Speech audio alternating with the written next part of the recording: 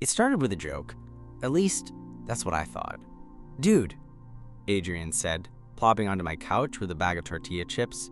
"You ever pretend to date someone just to shut your parents up?" I looked up from my laptop. "No. What kind of question is that?" He grinned at me, one of those crooked half smiles that always made it feel like he knew something you didn't. "Just a hypothetical." Okay, weird hypothetical. But it wasn't hypothetical. The next day, he asked me for real. "All right, hear me out," he said, leaning against the kitchen counter while I rinsed out my coffee mug. "My parents are flying in this weekend. They're doing this whole anniversary dinner/family reunion thing. And I may or may not have told them I have a boyfriend." I blinked. "What? A serious boyfriend?" he clarified. I stared at him. "And you told them it was me?" He winced. "Kinda, yeah." "Dude." I panicked, he said, throwing his hands up. "They've been on my ass lately about being too busy for love or whatever, and when I told them I was seeing someone, they got all emotional." My mom started crying happy tears. I didn't know how to walk it back without breaking her heart. "So you decided to rope me in?" "You're the only guy the first trust not to make it weird," he said. "And we're already close, so it wouldn't be hard to fake. Come on, Leo. One weekend, that's all I'm asking." I ran a hand through my hair. "Why not just tell them the truth? Say it was a misunderstanding." Adrian gave me a look. "Have you met my mom?" I had. She was intense, like if intimidation was an Olympic sport kind of intense. "Okay," I said slowly. "And what exactly would I have to do?" He shrugged. "Just be your charming self. Sit next to me at dinner. Smile. Maybe hold hands." I narrowed my eyes. "Anything else?" He hesitated. "Maybe a kiss on the cheek." I raised an eyebrow. "Just once," he added quickly. "Just for the photos." I groaned, but part of me was already giving in. Adrian had been my best friend since freshman year. He was the guy who drove me home when I got dumped at a party. The one who stayed up all night helping me cram for finals I procrastinated on. He always showed up when it mattered, so I figured maybe it was my turn. "Fine," I said, "but you're buying me drinks the entire weekend." He grinned. "Deal." The thing is, I didn't expect to be nervous, but the moment we pulled up to his parents' place, this sprawling Spanish-style home with a perfectly manicured lawn, I felt my stomach twist. Adrian noticed. "You good?" I nodded, even though I wasn't. We walked up the steps, and before we could even knock, the door flew open. His mom, small, fierce, and already emotional, pulled me into a hug like I was a long-lost son. "Oh my God," she said. "You must be Leo. You're even cuter in person." I tried to smile. "Thanks, Mrs. Vega." She waved that off. "Please, call me Elena. You're practically family." I glanced at Adrian. He gave me a thumbs up behind her back. His dad was next. Taller, quieter, but with the same sharp eyes. "So this is the famous Leo," he said, shaking my hand. "Adrian talks about you all the time. Good things, I hope," I joked. "Only the best," his dad replied. And just like that, I was in. We spent the first evening on the back patio, surrounded by string lights, grilled food, and extended relatives I'd never met but who somehow all knew who I was. Adrian stayed close the whole time, his hand occasionally brushing mine, his knee pressed against mine under the table. At one point, his aunt asked, "So how did you two meet?" Adrian looked at me. I looked at him. "The gym." I lied. He grinned. He couldn't reach a box of protein bars on the top shelf. The table laughed. His hand slid across my thigh under the table, and I nearly choked on my drink. I knew it was all for show. I knew that. But that night, when we were alone in his childhood bedroom, 2 twin beds, awkward posters of 2000s pop stars still on the wall, he turned off the light and said, quietly, "You're really good at this." I rolled over. "Good at pretending?" "Yeah," he said after a pause. "Almost too good." I wasn't sure what he meant by that. but something about the way he said it made it harder to fall asleep than I expected. The next morning, I woke up before Adrian. Light was already streaming through the window blinds, casting stripes across the carpet. He was still in his bed across the room, one arm thrown over his eyes, sheets tangled around his legs. I sat up slowly, rubbing my eyes. My brain was still replaying everything from the night before. The hand on my thigh, the look in his eyes when he said I was too good at pretending. That line had stuck with me. Too good. Like he wanted it to feel real.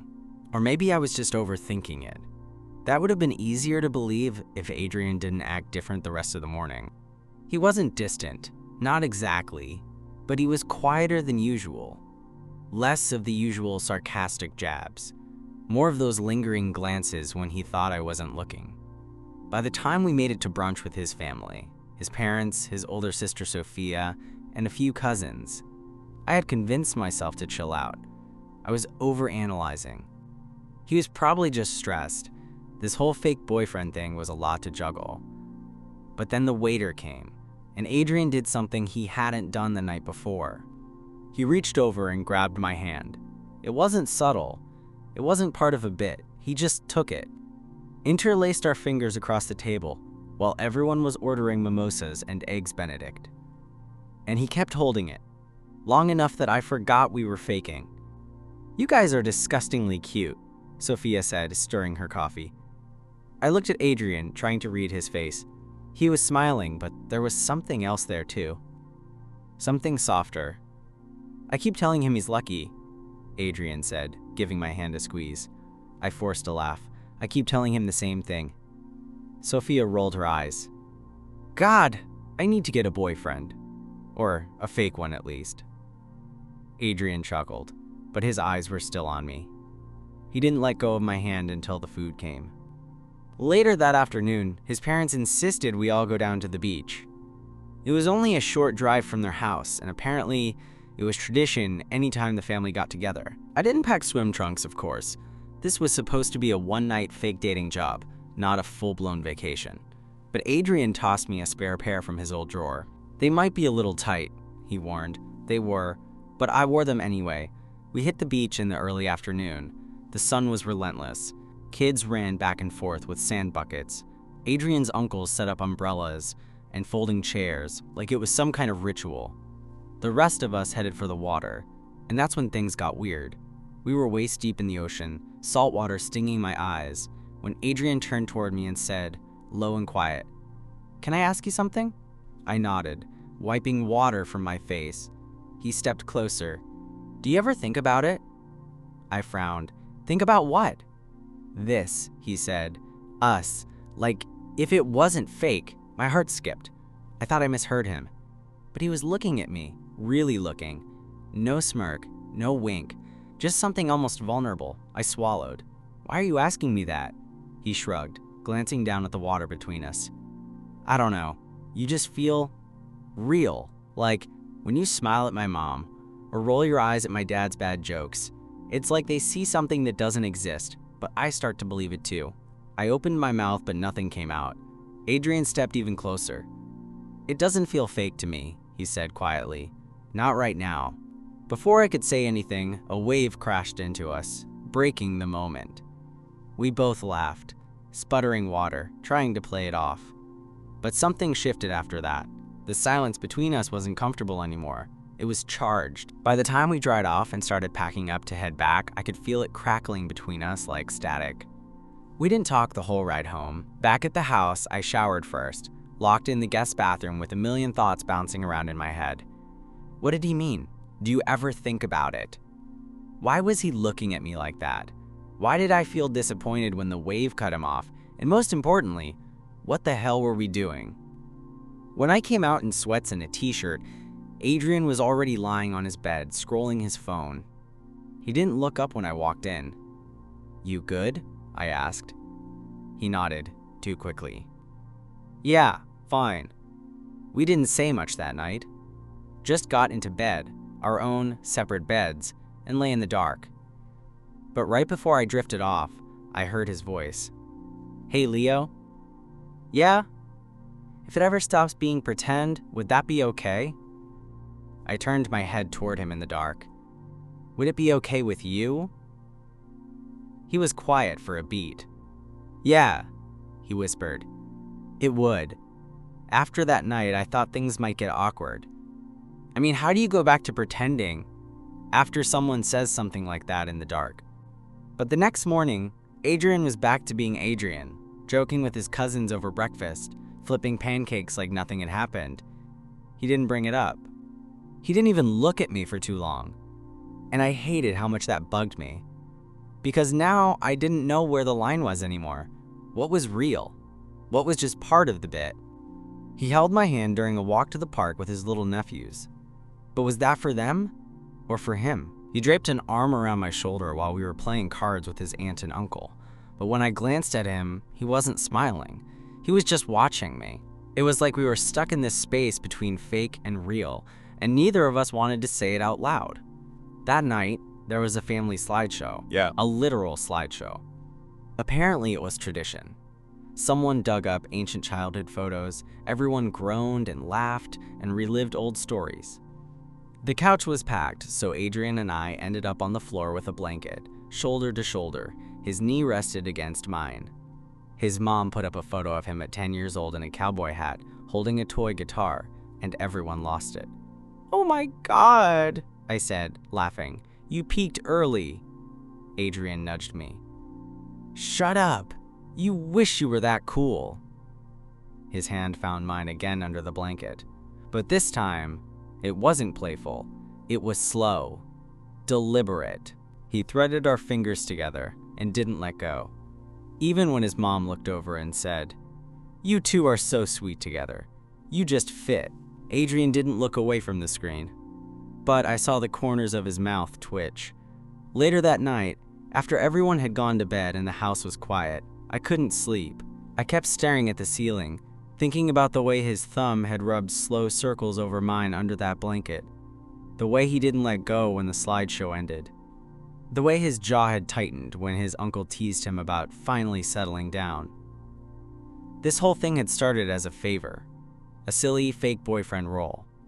But it wasn't silly anymore. Not to me, and I wasn't sure if that scared me more or thrilled me. I turned over to check the time. It was just past 2 a.m. Across the room, Adrian's bed was empty. My stomach tightened. I got up, padded quietly out into the hallway, the old floorboards creaking under my feet. The house was dark except for a sliver of light coming from the back porch. I followed it. He was out there, sitting on the steps in a hoodie and sweatpants, staring at the stars. You good? I asked quietly. He turned and gave me a tired smile. Didn't mean to wake you. You didn't. I was already up. He nodded, scooting over to make room. I sat beside him, the wooden steps cold under my legs. Can't sleep? I asked. He exhaled. Just thinking. About? He glanced at me, then looked away. I don't know. This. Us. What happens when you go back home? Ah. There it was. I stayed quiet. He kept talking. My mom keeps talking about how happy I look, how I've never brought someone home before, and I guess I didn't realize how much I wanted that to be true until now. I looked at him, really looked at him, and suddenly I felt something tighten in my chest. I didn't think it'd mess with my head this much, he admitted, but having you here doing all this, I think I crossed a line. Yeah, I said, voice low. Me too. He finally met my eyes. And what if I don't want to go back to how things were before? He asked. I swallowed. Then maybe we don't. He shifted, turned toward me more fully. I don't want to fake it anymore, he said quietly. I'm tired of pretending. The porch light flickered. The wind rustled the trees. My heart was beating so loud I was sure he could hear it. Then don't, I said. Just don't pretend.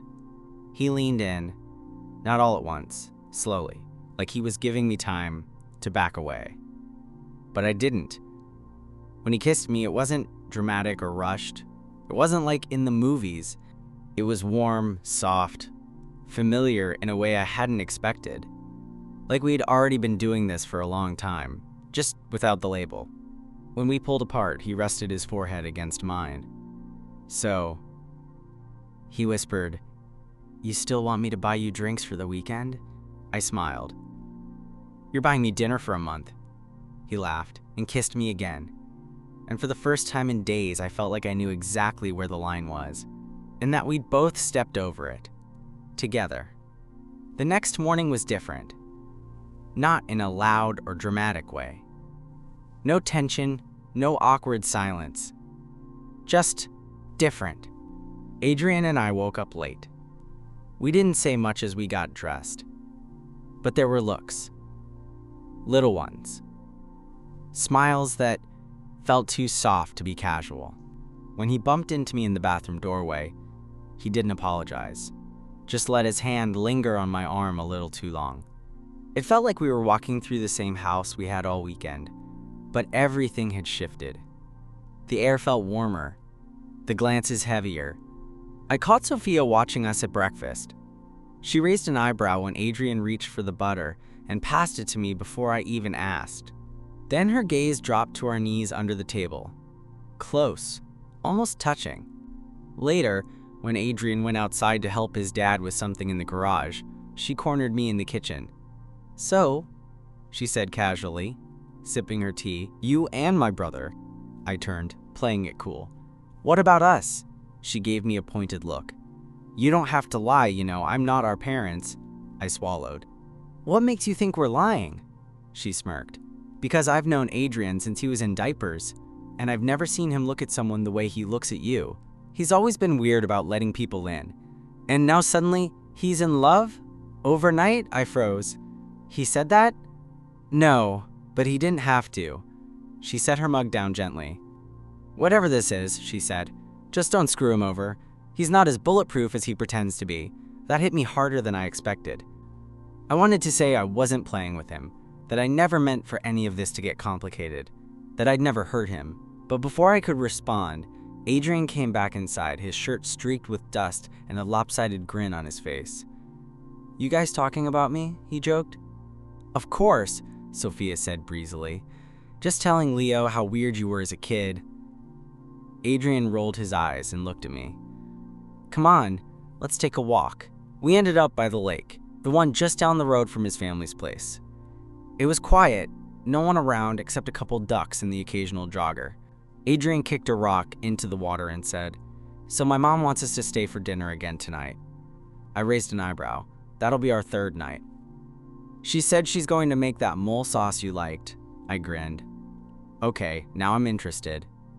He stepped closer to me, his expression unreadable. "Are we gonna tell them?" I hesitated. "Tell them what?" "That we're not actually dating," he said quietly. I looked at the lake, then back at him.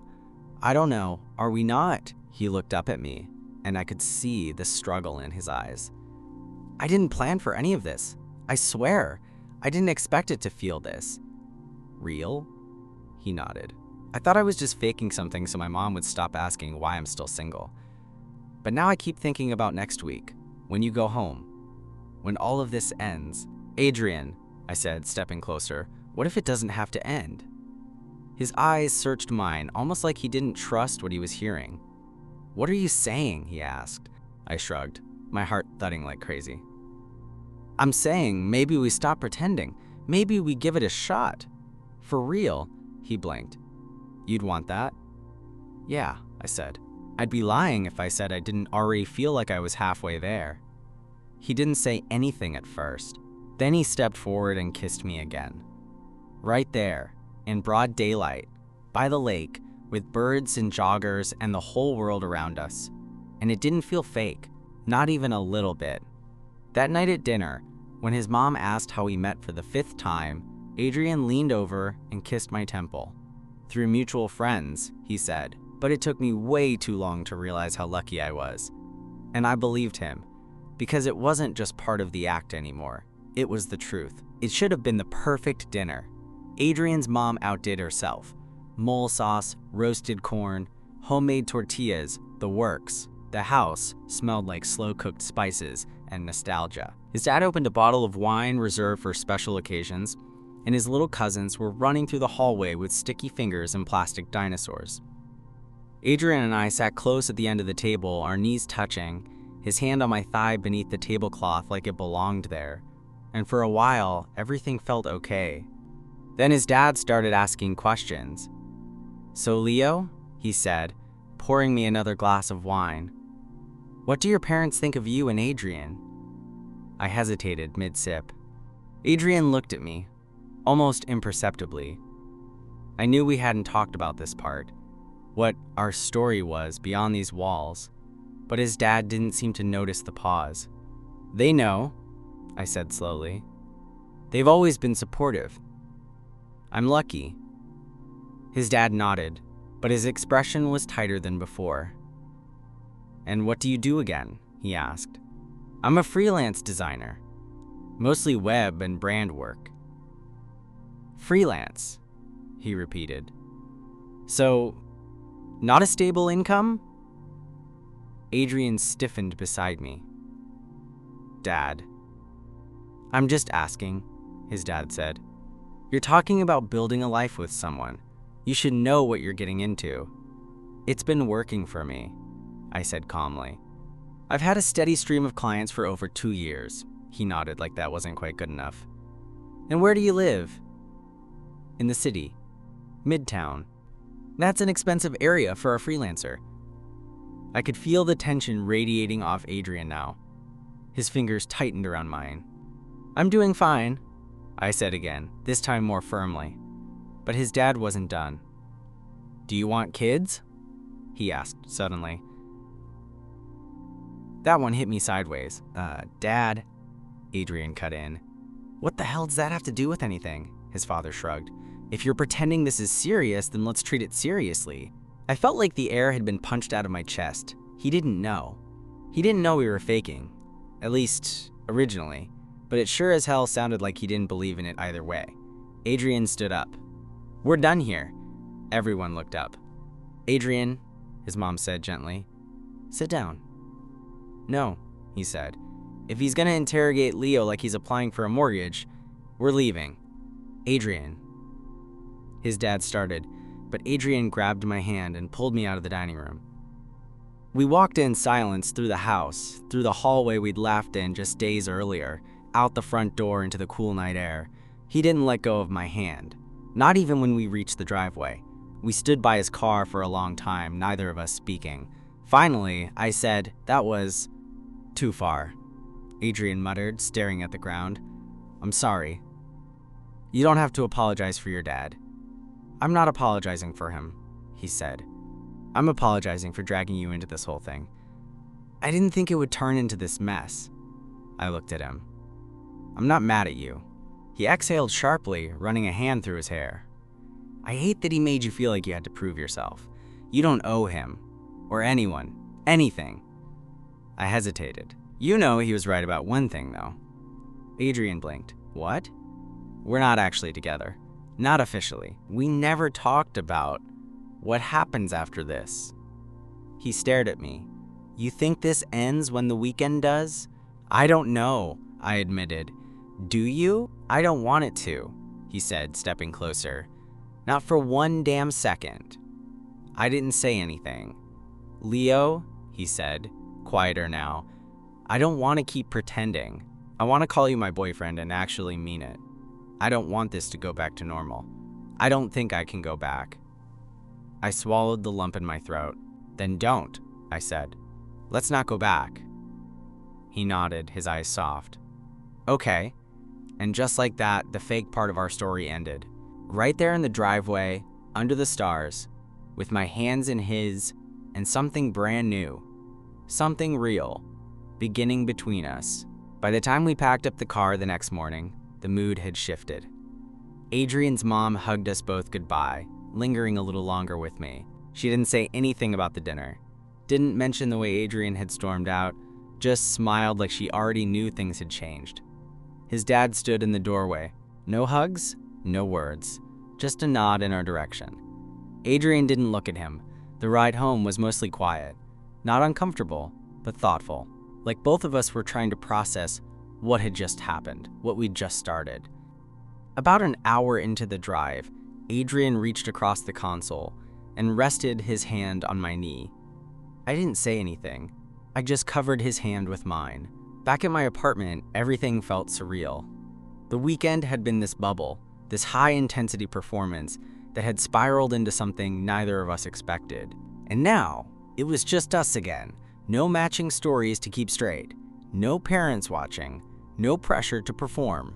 Just two guys sitting on my couch, too aware of how quiet everything felt without the backdrop of family chaos. I guess this is the part where we figure out what dating really looks like, I said. Adrian looked at me, that same soft smile tugging at his lips. I mean, we've already passed the meet the parents stage. Kind of backwards, but solid start. I laughed, but I was nervous. Not because I didn't want it, because I did, badly. And wanting something real always comes with that fear it might not last. What now? I asked. Adrian shrugged. Now? I take you on an actual first date. Like, for real this time. Just us. No lies, no fake backstory, no mole sauce.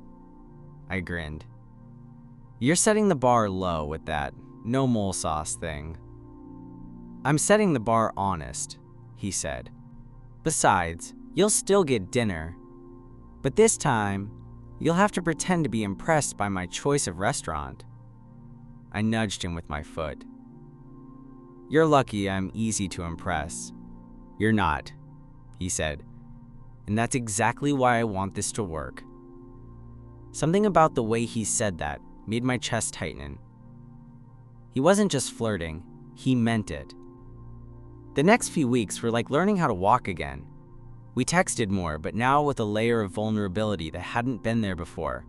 We planned weekend visits, his place or mine, and actually called them visits, not just hanging out. When we went out for drinks or got food, there wasn't that edge of pretense.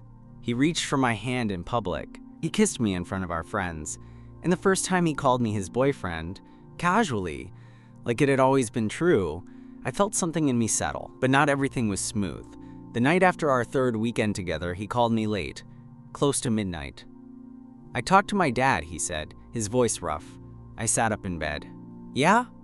He said he doesn't get it. Still thinks we were faking for attention. I winced. That's messed up. I told him it started as fake, Adrian said. But it's real now. I told him I care about you, that I want to build something with you. I didn't know what to say. I just wanted you to know, he added, that I'm not hiding it. I'm not ashamed. My throat tightened. Thank you. You don't have to thank me for that. I know, but I still want to. He was quiet for a moment. Then he said, I want this, Leo. Even if it's messy, even if it's not perfect. I let the silence hold us for a few seconds. Then I said, so do I. 2 months later, we were lying in my bed, some stupid Netflix show playing in the background, neither of us really watching. Adrian rolled over to face me. You remember when I told you to pretend to be my boyfriend? I looked at him, smiling. Hard to forget. He brushed his fingers over my arm, then leaned in and kissed me. Slow, sure, different from all the ones before. I don't ever want to pretend again, he said. You're not, I whispered. You haven't been for a while. A few more months passed, and what started as fake turned into something that felt more solid than anything I'd had before. We fell into a rhythm. Movie nights at mine, Sunday mornings at his place, grocery shopping together, splitting cartons of eggs, arguing over almond milk versus whole. He started leaving a hoodie at my apartment, then a toothbrush. Then it wasn't really my place anymore. It was ours, even if we technically still had two. But for all the progress, there was one thing that hadn't changed. Adrian's dad. He never brought me up, not even indirectly. And anytime Adrian tried, he shut it down with some excuse. Too tired, not the right time, maybe later. Adrian stopped pushing after a while, and I pretended it didn't bother me. But it did. Because no matter how close we got, part of me still felt like a secret. And then, out of nowhere, Adrian texted me while I was at work. He invited us for dinner. My parents. Both of them. I stared at the message for a full minute. Like, me included? I replied. Yep. You, me. Dinner. Next Friday. Fancy restaurant. No hiding. I didn't know how to feel. Excited? Terrified? Hopeful? All of the above? When the night finally came, I spent way too long picking out a shirt. Adrian showed up at my place, already dressed, looking calm. But I could tell he wasn't. The second we sat down across from his parents, cloth napkins, wine glasses, the whole upscale thing, I knew something was off. His mom smiled at me like always. Kind, familiar. But his dad? He looked tired, like he hadn't slept well in days. There was no hostility, no sarcasm, just detachment. We made it through appetizers with polite small talk, work, weather. A story about Adrian's niece falling in a fountain. But then, over the main course, his dad cleared his throat and said, "I owe you both an apology." The table went quiet. Adrian froze. His dad set his fork down carefully. I let my own discomfort become judgment. That was wrong, and I see now I let pride keep me from knowing my own son and the person he cares about. I didn't breathe. He looked at Adrian. "You were right to stand up to me." Then he looked at me. "And you were right to be angry. I don't expect this to fix everything, but I do want to try." Adrian's hand found mine under the table. His grip was tight. "Thank you," Adrian said quietly. "That means more than you know." His dad nodded. "I just want my family together. All of it." And just like that, something unspoken cracked and fell away. I hadn't realized how heavy it had been until it was gone. After dinner, Adrian and I walked a few blocks before calling a rideshare. The city buzzed around us, neon lights, low traffic, cool night breeze. "I didn't think he'd actually say it," Adrian said, hands shoved into his coat pockets.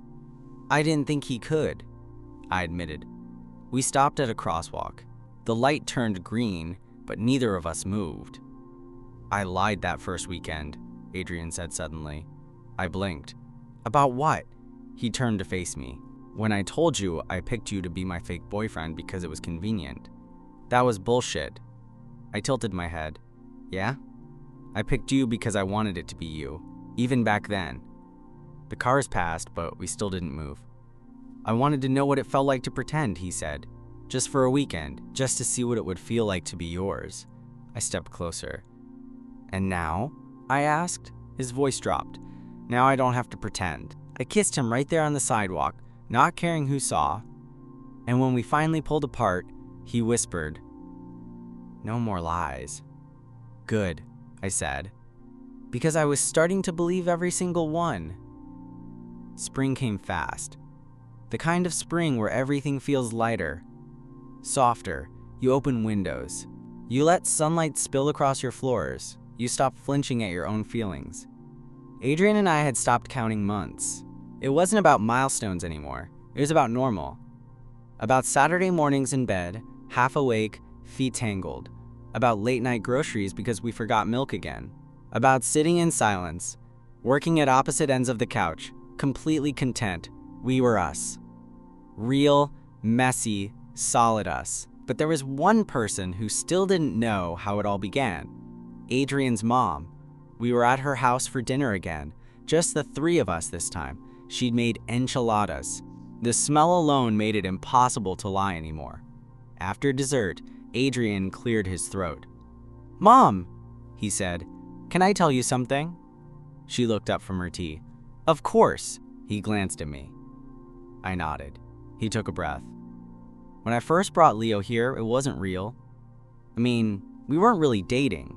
I lied because I didn't want another lecture about being alone or distant or whatever. Her expression didn't change. She waited. "But then," he continued, "it stopped being fake, and I've never been more grateful for a lie in my life." She set down her cup slowly. Then she stood up, walked around the table, and wrapped her arms around him. "You think I didn't know?" she said softly. Adrian froze. "Wait, what?" "I've been your mother for 28 years, she said. "You think I didn't see the way you looked at him? Or the way you panicked that night before dinner?" I figured it out. I just waited for you to catch up. He blinked. She turned to me. I'm glad it became real. You make him happy. That's all I care about. For a while, none of us said anything. Eventually, Adrian broke the silence. I thought you'd be upset. I'm upset you didn't trust me, she said, brushing his hair off his forehead.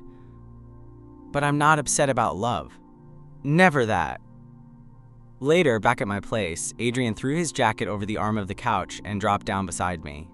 She knew, he said, half laughing, half in shock. Of course she did, I said. Moms always know. He tilted his head, studying me. You know what's funny? What? I told you to pretend to be my boyfriend, but the truth is, I think I've been pretending not to love you for a lot longer than that. The room went still. I looked at him. And I said, then stop pretending. He kissed me, and it wasn't new, but it felt like the first time again.